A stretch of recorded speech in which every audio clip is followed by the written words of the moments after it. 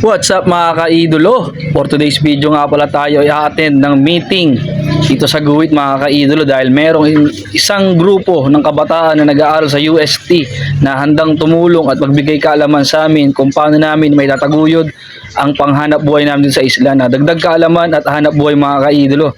Nandito na nga kami sa loob ng bahay namin pagmimitingan at ito nga yung mga estudyante ng UST. Isa nga pala silang grupo na 5 katao at meron silang pamiryanda ng Coke at pandesal mga kaidolo na galing pa sa bayan ng Cardona.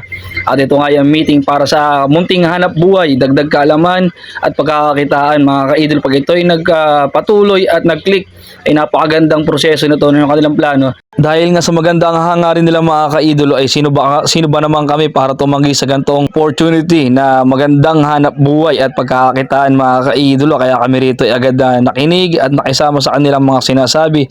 Ang meeting nga pa nito ay lihim pa at hindi ko pa pwede sabihin kung ano ang hanap buhay namin gagawin mga kaidolo. Dahil daw sa hindi pa to pwedeng malantad sa ibang mga kaidolo. Kaya ito muna yung ating pa voice over lang na talagang dagdag kaalaman talaga ito mga kaidolo sa hanap buhay namin dito sa Talim Island mga kaidolo. Napakaganda ng kanilang plano. Ang mga sinasabi nila ay talagang makakatulong sa aming panghanap buhay mga kaidolo. Kaya tayo ay sumama dito sa gantong meeting mga kaidolo. Kaya maraming salamat sa mga estudyanteng ito mga kaidolo na handang magbigay ng kaalaman at dagdag pagkakakitaan mga kaidolo. Abangan nyo nga pala sa mga susunod kong vlog kung ano yung may tutulong nilang hanap buhay sa amin.